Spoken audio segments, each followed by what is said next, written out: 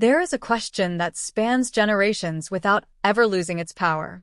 It echoes in the minds of those who wake up early every day, work hard, do everything right, and yet feel like they're always playing catch-up.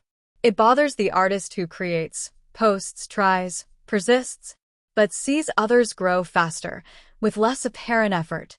She visits the entrepreneur who has already tried 3, 4, 5 times and begins to wonder if the problem is the market or if it's him. The question is this: what truly separates the people who build wealth, influence, and freedom from those who spend their entire lives merely surviving? This question doesn't come up in schools. It's rarely answered honestly in churches. And it's almost never confronted directly because the answer hurts. From a very young age, we were taught comfortable explanations. They say some are born lucky, that others had opportunities, that success is rare talent, privilege, coincidence. These answers offer relief, but they don't set you free. Because if everything were just luck, there wouldn't be people who come from nothing and build empires. Nor would there be people who, even receiving everything, lose everything. This is where the Book of Proverbs begins to look us in the eye. Solomon, the richest and wisest man in biblical history, didn't write Proverbs to appear spiritual. He wrote it to teach how the world really works. And there's something that almost no one realizes. Solomon didn't start by asking for wealth. He didn't ask for gold, land, or power. He asked for wisdom. And the answer he received was clear. Since you asked for wisdom and not riches, I will give you both. This reveals a deep pattern in reality. Backhand index pointing right: wealth is a consequence. It is never the cause. But a consequence of what? Here begins the first shock for many people of faith. Proverbs doesn't function as a book of magical promises. It functions as a manual of principles. And principles don't adapt to emotions. They always operate. For everyone. That's why there are people with true faith who pray, attend church services, believe, and yet still live in scarcity. And that's why there are people who don't even consider themselves religious, but apply correct principles and prosper. Proverbs explains it bluntly. Wisdom cries out in the streets. She doesn't hide, but she only listens to those who pay attention. The problem is not a lack of faith. It's a lack of understanding. And here comes the uncomfortable question that almost no one wants to answer. What if you're not where you want to be in life, not because of a lack of effort, but because you're operating with flawed mental maps? Maps that were inherited, never questioned, never tested in the light of reality. From a young age, many of us were taught to see money as something distant, difficult, even dangerous. Some have heard that wealth distances one from God. Others have heard that those who get rich trample on others. Many have grown up with the idea that prospering is selfishness. But Proverbs states exactly the opposite. The blessing of the Lord brings wealth and adds no sorrow to it. So, why does money accompany so much pain in so many people's lives? Because money doesn't change character. It amplifies it. If the mind is disorganized, money amplifies the chaos. If the mind is wise, money amplifies the impact. Here emerges the first code, not yet revealed, but made sense. Backhand index pointing right: it all starts in the mind. Not in the bank account. Not in the profession. Not in the government. In the mind. It's impossible to build consistent wealth with a survival mindset. And surviving was often all they taught us. Work to pay the bills. Study to get a job. Safety above all else. But Proverbs provokes. The plans of the diligent lead to abundance. A plan is different from a wish. A wish waits. A plan executes. Diligence isn't about working hard. It's about working with intention, direction, and strategy. Here's something that few people realize. 2 people can work the same number of hours. One builds wealth. The other builds exhaustion. The difference isn't in the sweat. It's in the mental system. Now, be honest with yourself for a moment.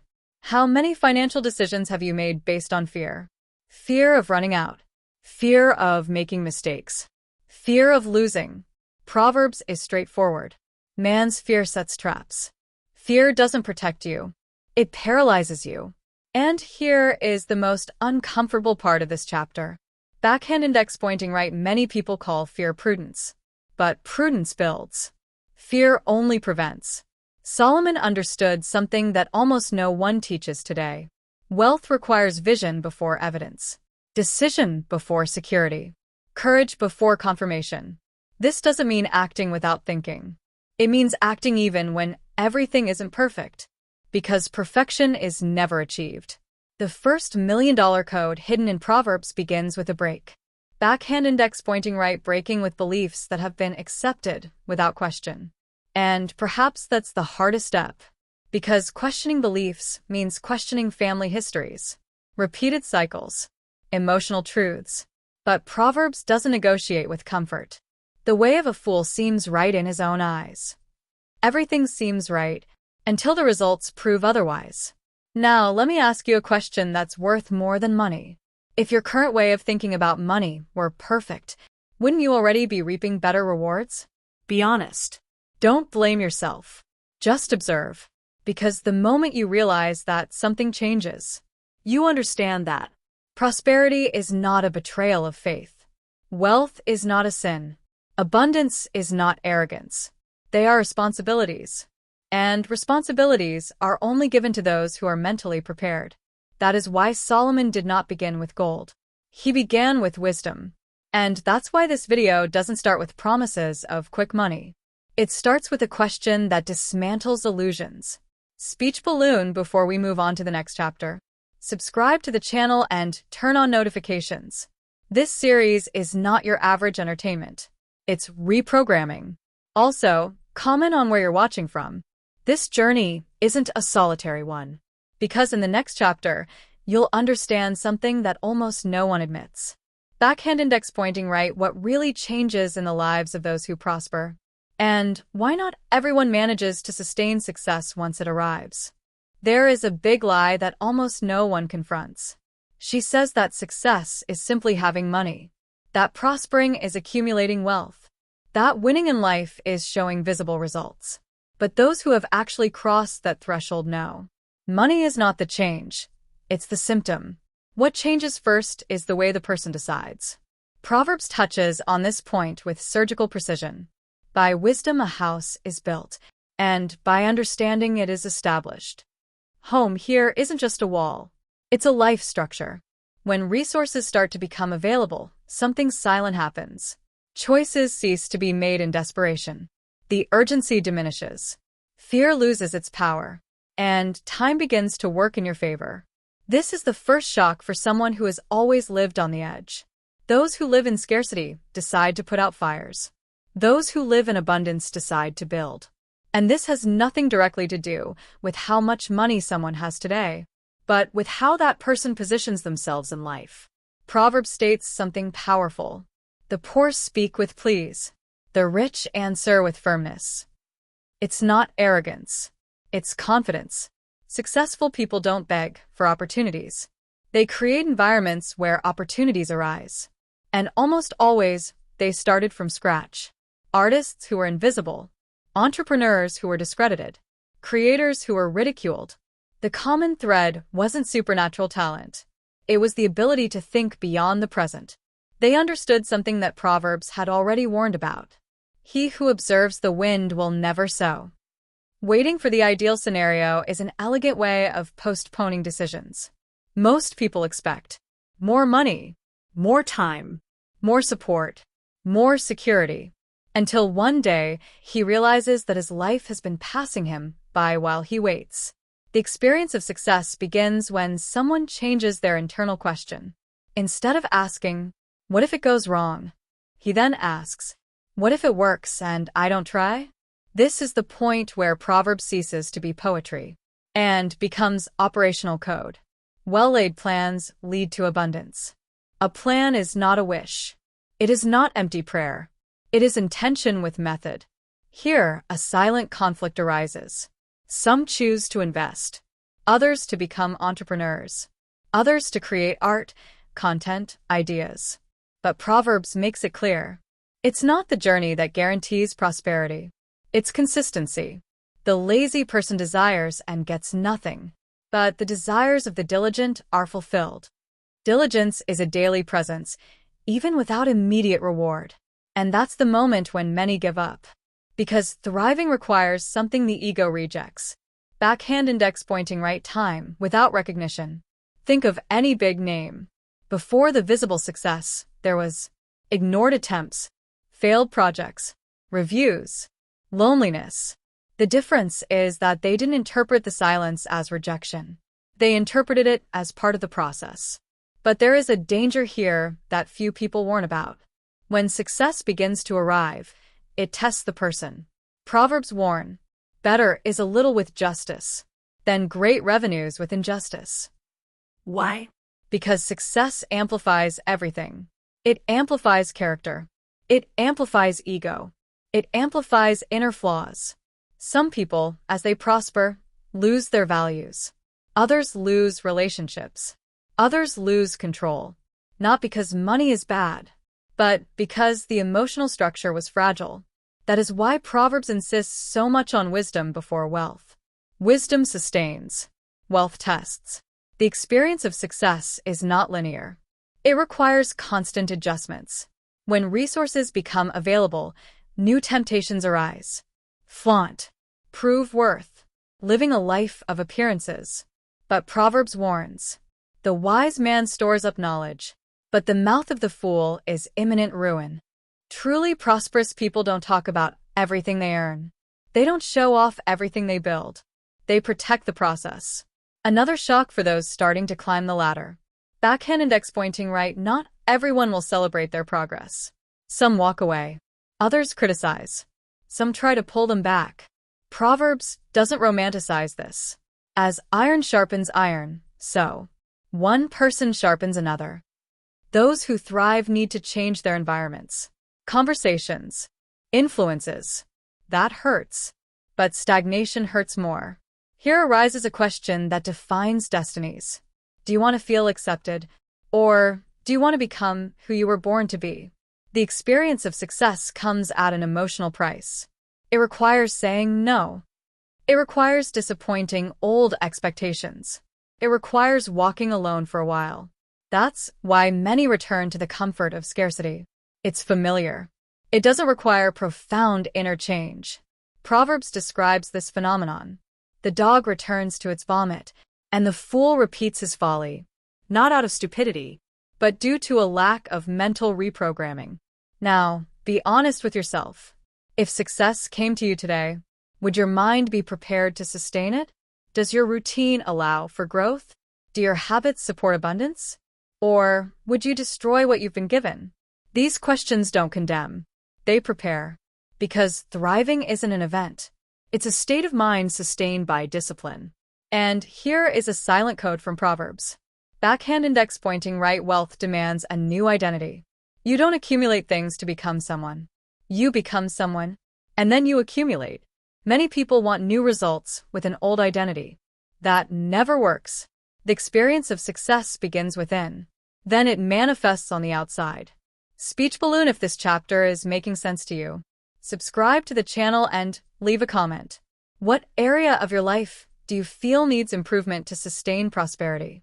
In the next chapter, we get to the heart of it all. Backhand index pointing right, the power of the mind, of choice, and of conscious sacrifice. And why some are willing to pay the price, and others are not. Every great change begins invisibly. Before someone changes their life, moves to a new city, changes their profession, or alters their destiny, something happens in silence. An internal decision. No success is born outside the mind. No ruin happens without first being authorized internally. Proverbs has known this mechanism for thousands of years. As a man thinks in his heart, so is he. Heart here is not emotion. It is the center of decisions, beliefs, and identity. And it is precisely at this point that many people sabotage themselves without realizing it. They say they want to prosper, but they make decisions aligned with survival. They talk about abundance, but choose the comfort that keeps everything the same. This is not hypocrisy. It's conditioning. The human mind seeks security, not growth. And Proverbs warns, the prudent see danger and take refuge. but the simple keep going and suffer the consequences. This phrase does not praise fear. It teaches discernment. The difference between prudence and cowardice lies in intention. Prudence analyzes in order to act better. Cowardice analyzes in order not to act. And here lies a silent watershed moment. People who build wealth learn to act despite fear. People who don't thrive wait for the fear to disappear. But fear never disappears. It just changes form. Proverbs is honest to the extreme. The lazy man says, "There's a lion outside." In other words, there will always be a convincing excuse. When it's not a lack of money, it's a lack of time. When it's not a lack of time, it's a lack of support. When it's not a lack of support, it's a fear of making mistakes. The mind creates narratives to protect itself from risk. And here's something that few have the courage to accept. Backhand index pointing right, every choice has a cost, including the choice not to choose. Napoleon Hill called it a definite decision. Steve Jobs called it focus. Proverbs calls it applied wisdom. Plans fail for lack of counsel, but succeed when there are many counselors. This doesn't mean listening to everyone. It means listening to the right voices. One of the biggest mental shifts someone needs to make to thrive is this. Backhand index pointing right, stop asking for advice from those who have never built anything but opinions. The mind thrives when exposed to higher standards. See the great creators, entrepreneurs, and artists. Everyone, without exception, faced a critical moment. Backhand index pointing right, abandoning old versions of themselves. Walt Disney lost everything before building his empire. Steve Jobs was ousted from his own company. Brilliant artists were ridiculed for years. What kept them together was an internal choice. I don't compromise my vision. Proverbs calls this firmness of spirit. A man of steadfast heart prospers. It's not emotional rigidity. It's clarity of identity. The mind that creates wealth learns to endure temporary discomfort in exchange for lasting growth. Herein lies the deepest conflict. Backhand index pointing right, immediate security or maximum potential. Proverbs doesn't romanticize this dilemma. He who loves pleasure will become poor. Pleasure here is not joy. It's instant gratification. It's trading process for relief. It's trading construction for distraction. And the modern mind is surrounded by distractions. Quick content, easy promises, deceptive shortcuts. But Proverbs is ancient because it works. Better is the patient than the warrior, and he who masters his spirit than he who conquers a city. Mastering one's own mind is more difficult than conquering the external world. Few are willing to pay that price, because mastering the mind requires discipline when no one is watching, constancy without applause, sacrifice without guarantee. And here is the truth that separates destinies. Backhand index pointing right, most people want the result, but not the process. They admire success stories, but reject the routine that built them. Proverbs is straightforward. Those who follow fantasies become weary of poverty. Fantasies are dreams without structure. Dreaming is necessary, but without decision, dreams turn into frustration. A thriving mind decides before feeling confident. Choose to study when it's tiring. Choose to act when it's uncertain. Choose to persevere when the world tells you to stop. And this leads us to an inescapable question. What are you willing to sacrifice to reach your full potential? Free time? Comfort? The approval of loved ones? Every sacrifice has a reward, but not every reward is immediate. Proverbs teaches, he who tills the land will have plenty of bread. Tilling isn't instantaneous. It's repetitive. It's invisible at first. But those who persevere reap the rewards. Here's another silent code. Backhand index pointing right, small choices, made every day, build giant destinies. It's not the great heroic act. It's the invisible habit. Daily reading, continuous study, constant practice, and, above all, the inner decision not to give up on yourself. Many give up not because they fail, but because they interpret failure as a sign of identity. Proverbs differentiates. The righteous may fall 7 times and rise again. Falling doesn't define who you are. Giving up does. Now, observe your own mind for a moment. How many decisions have you postponed waiting for the right moment? How many choices have you avoided in order to stay within your comfort zone? Don't condemn yourself. Acknowledge it. Because recognition is the first step towards change. A thriving mind takes responsibility without guilt. She understands that no one will come to save us. Nobody thinks for you. No one builds your legacy in your place. This is not a harsh message. It's liberating. Because the moment you take control of your own mind, the external world begins to adjust. Speech balloon if this chapter moved you. Subscribe to the channel and share this video with someone who needs an awakening. In the next chapter, we'll get to the part that almost everyone avoids. Backhand index pointing right failure, pain, and the emotional chasm that separates those who move forward from those who return to comfortable mediocrity. There's a point in the journey that almost no one posts on social media. It doesn't appear in motivational quotes. It doesn't make for a fancy speech. It doesn't receive applause. It's the point of the abyss. Anyone who decides to truly grow reaches him. Without exception. The abyss is the moment when enthusiasm fades, results haven't yet materialized, and doubt begins to speak louder than faith. Proverbs never promise shortcuts. He simply described the path with brutal honesty. The path of the righteous is like the morning light, which shines brighter and brighter until the full day. Note the detail. The light doesn't appear as a whole. It grows. But humans hate this middle ground. They want either total darkness or full sun. The chasm is the interval between the decision and the harvest.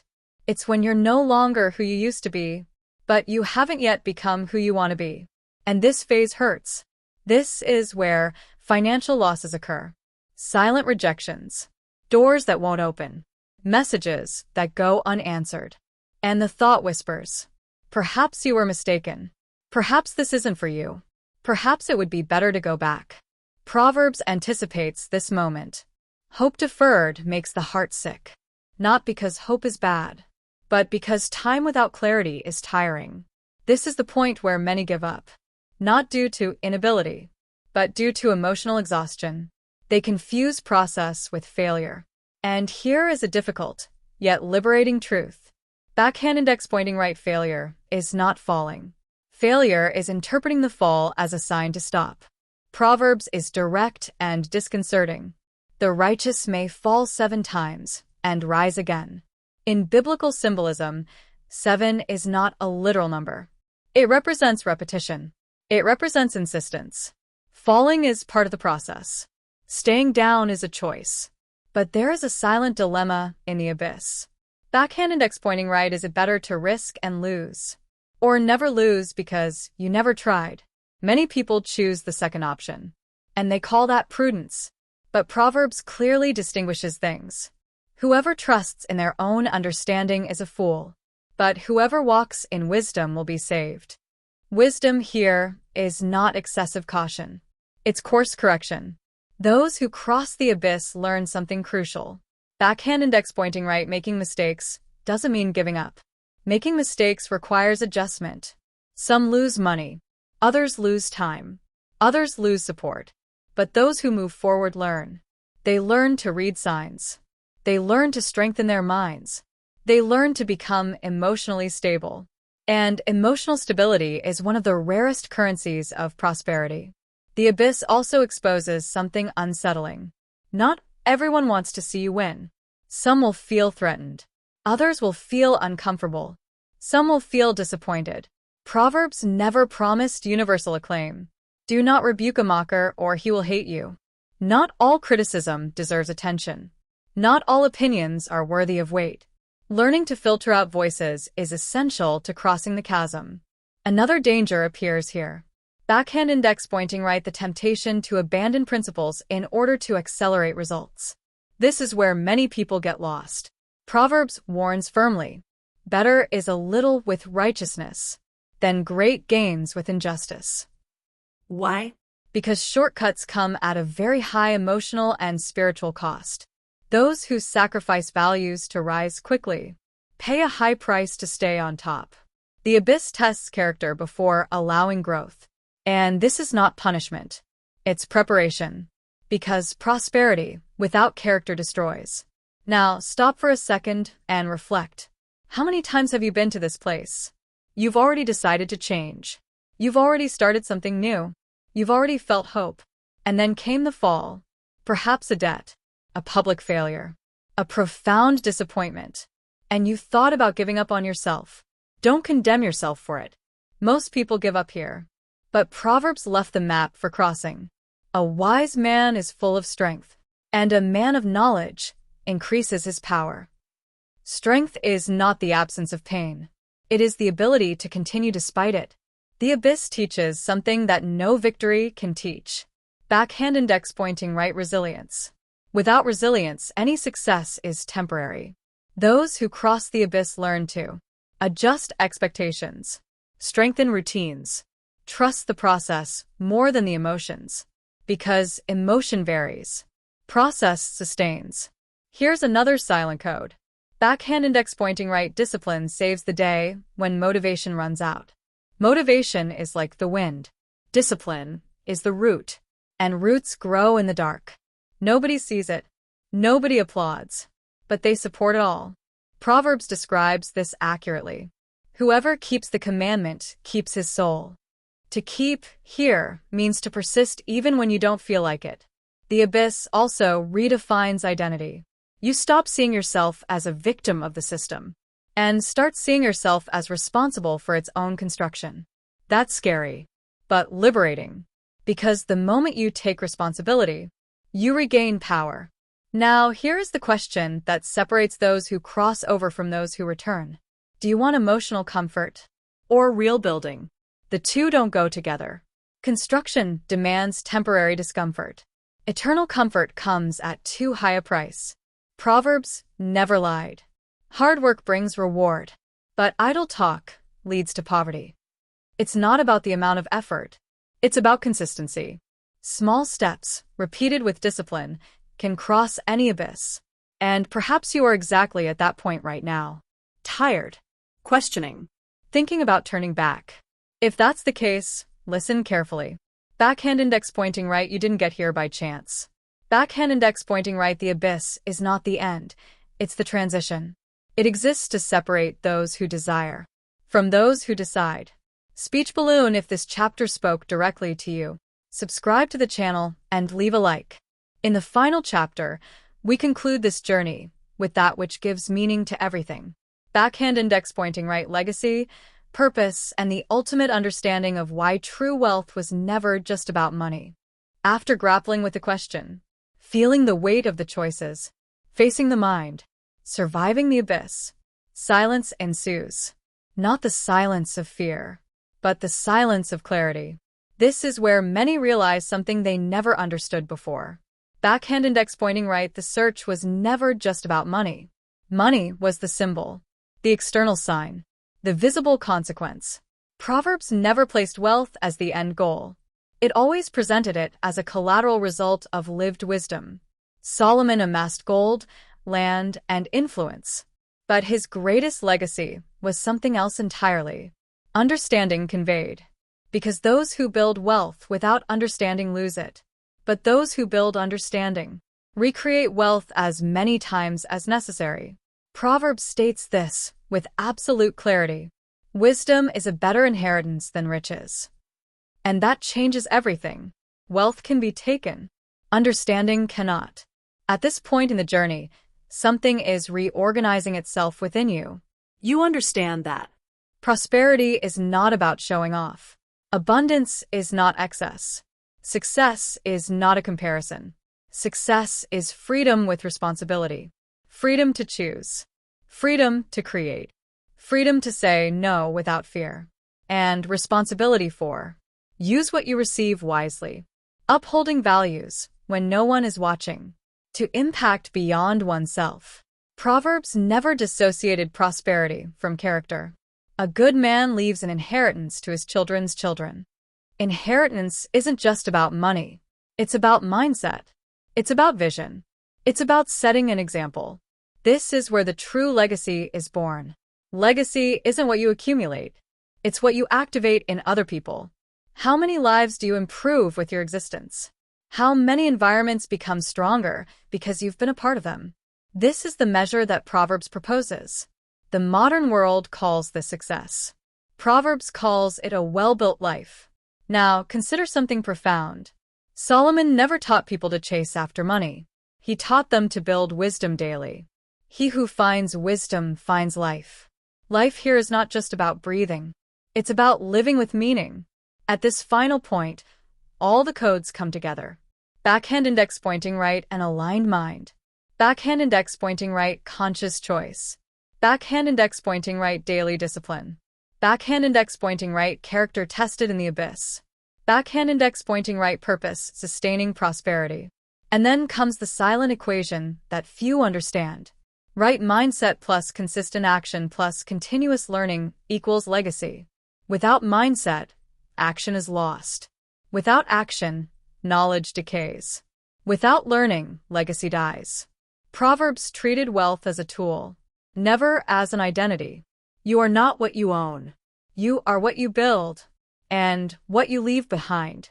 This understanding frees you from anxiety. You stop comparing yourself. You stop chasing validation. You stop living according to the opinions of others. And then he starts playing a deeper game. The game of long-term impact, of accumulated impact, of construction that doesn't depend on applause. Proverbs calls this peace. Better is a handful with tranquility than 2 handfuls with fatigue. Because there's no point in prospering on the outside and imploding on the inside. Legacy requires integration. Money aligned with mind. Mind aligned with purpose. Purpose aligned with values. This is how wealth ceases to be a burden and becomes a platform. Now, let me ask you one last question. Not to answer in the comments, but to keep with you. If everything you've built disappeared today, what would still remain of you? Knowledge? Vision? Discipline? Ability to rebuild? If the answer is yes, then you understood the codes. Because whoever carries the foundation never loses everything. That's why truly prosperous people aren't afraid of setbacks. They know how to rebuild. Proverbs never promised immunity. It promised guidance. And direction changes destinies. Now we've reached the end of this journey and the beginning of yours. Key the Millionaire Codes. If this message resonated with you, imagine accessing a complete mental reprogramming system based on these principles. It's not a course. It's not temporary motivation. It's not an empty promise. It's permanent reprogramming. 7 mental keys that align thought, action, discipline, prosperity, with daily practices and affirmations that train your mind for true abundance. Proverbs says, "The prudent person sees the future and prepares for it." Preparation is a choice, and choices build destiny. Speech balloon. If this series resonated with you, subscribe to the channel, turn on notifications, and share this message with someone who needs to take the next step. Because true wealth has never been in what you accumulate. She has always been present in what you become.